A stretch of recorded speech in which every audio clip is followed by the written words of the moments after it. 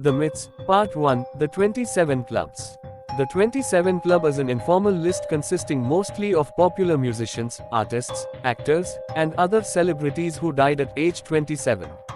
Although the claim of a statistical spike for the death of musicians at that age has been refuted by scientific research, it remains a cultural phenomenon, with many celebrities who die at 27 noted for their high-risk lifestyles.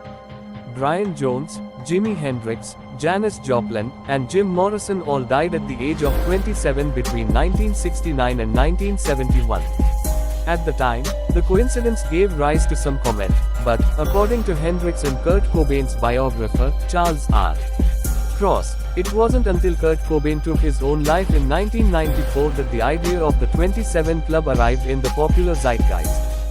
Cross claims that the launch of the club concept can be traced to the growing influence of the internet and sensational celebrity journalism on popular culture in the years following Cobain's death, as well as media interpretations of a statement by Cobain's mother, Wendy Friedenberg Cobain O'Connor, quoted in the local Aberdeen, Washington, newspaper The Daily World, and subsequently carried worldwide by the Associated Press. "Now he's gone and joined that stupid club. I told him not to join that stupid club." R. Gary Patterson, chronicler of rock music Urban Myth, agreed with the interpretations of Cross and some contemporary journalists that Cobain's mother was referring to Hendrix, Joplin, and Morrison. Others linked her quote to then-recent heroin-related deaths of fellow young Seattle rock musicians, such as Stephanie Sargent of 7-Year Bitch and Andrew Wood of Mother Love Bone. On the other hand, Eric Segelstad, author of The 27s, The Greatest Myth of Rock and Roll, claimed that she was referring to the death of Cobain's two uncles and his great-uncle, all of whom had committed suicide. Cross, himself, dismissed the absurd notion that Kurt Cobain intentionally timed his death so he could join the 27 Club, noting that Cobain had nearly died from drug overdoses on at least 24 occasions in the year before his death, and made several previous suicide attempts at various ages. In 2011, 17 years after Cobain's death, Amy Winehouse died at the age of 27, prompting a renewed swell of media attention devoted to the 27 Club.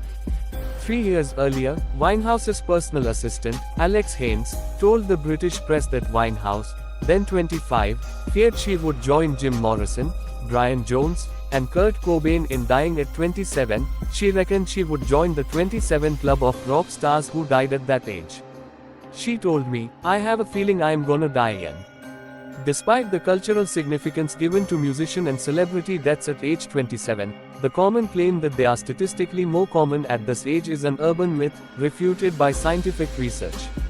A study by university academics published in the British Medical Journal in December 2011 concluded that there was no increase in the risk of death for musicians at the age of 27, stating that there were equally small increases at ages 25 and 32. The study noted that young adult musicians have a higher death rate than the general young adult population, surmising that fame may increase the risk of death among musicians, but this risk is not limited to age 27 inches.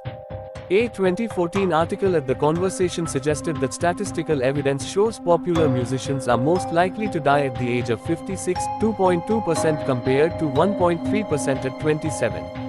Subscribe for more videos.